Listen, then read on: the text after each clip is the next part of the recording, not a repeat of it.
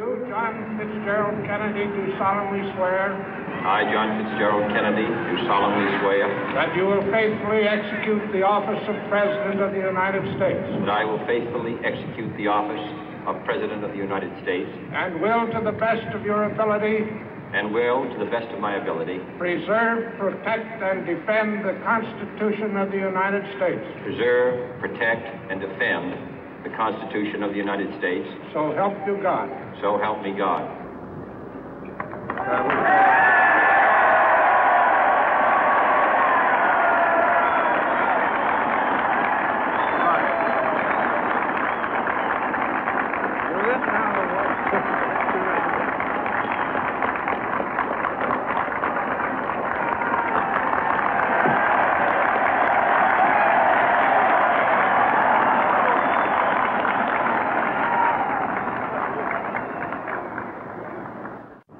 Vice President Johnson, Mr. Speaker, Mr. Chief Justice, President Eisenhower, Vice President Nixon, President Truman, Reverend clergy, fellow citizens.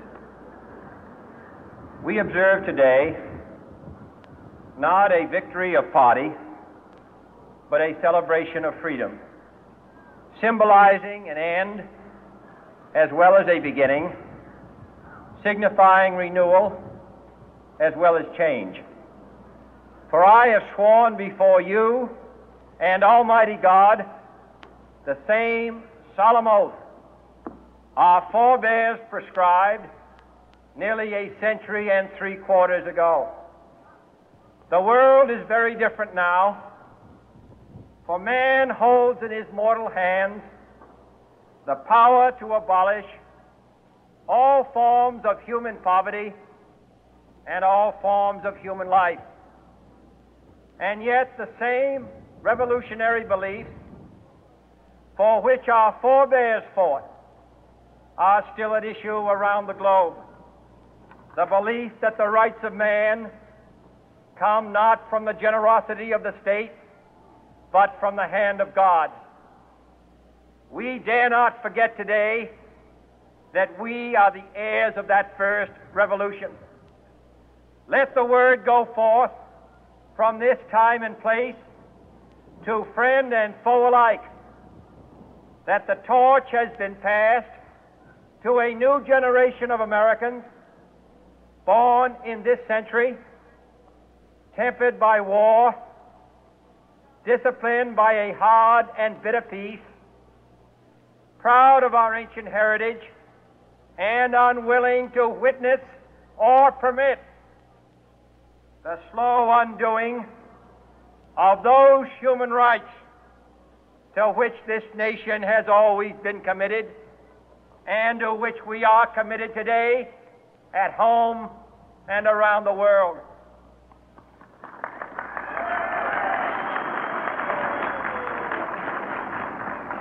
Let every nation know, whether it wishes us well or ill, that we shall pay any price, bear any burden, meet any hardship, support any friend, oppose any foe to assure the survival and the success of liberty.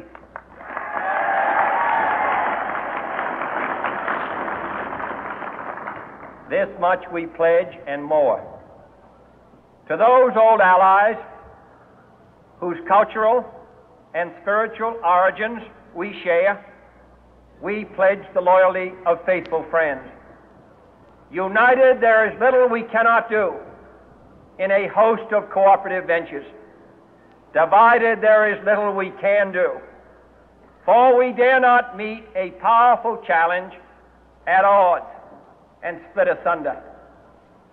To those new states whom we welcome to the ranks of the free, we pledge our word that one form of colonial control shall not have passed away merely to be replaced by a far more iron tyranny. We shall not always expect to find them supporting our view, but we shall always hope to find them strongly supporting their own freedom, and to remember that in the past, those who foolishly sought power by riding the back of the tiger ended up inside.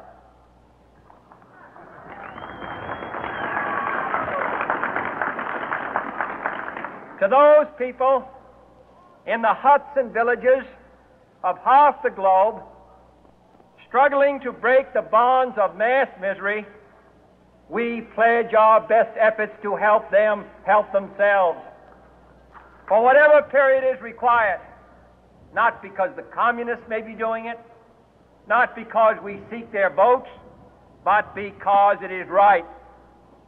If a free society cannot help the many who are poor, it cannot save the few who are rich.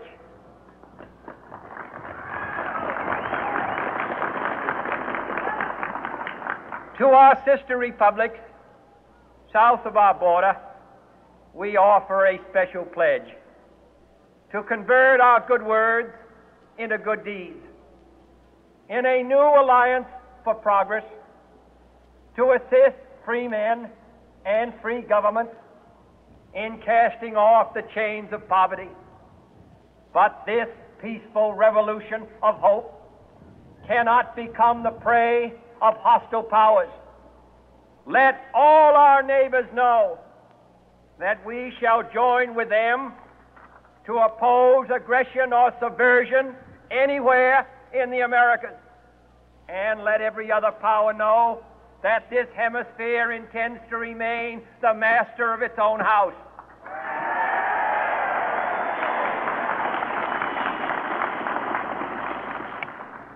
To that World Assembly of Sovereign States, the United Nations, our last best hope, in an age where the instruments of war have far outpaced the instruments of peace, we renew our pledge of support to prevent it from becoming merely a forum for invective, to strengthen its shield of the new and the weak, and to enlarge the area in which its writ may run. Finally, to those nations who would make themselves our adversary, we offer not a pledge, but a request that both sides begin anew the quest for peace. Before the dark powers of destruction, unleashed by science, engulf all humanity in planned or accidental self-destruction, we dare not tempt them with weakness, for only when our arms are sufficient beyond doubt can we be certain beyond doubt that they will never be employed. But neither can two great and powerful groups of nations take comfort from our present course, both sides overburdened by the cost of modern weapons, both rightly alarmed by the steady spread of the deadly atom, yet both racing to alter that uncertain balance of terror that stays the hand of mankind's final war.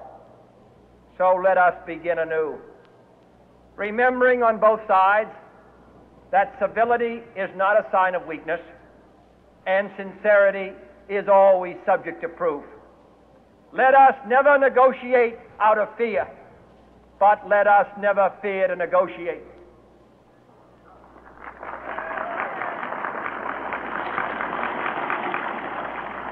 Let both sides explore what problems unite us, instead of belaboring those problems which divide us.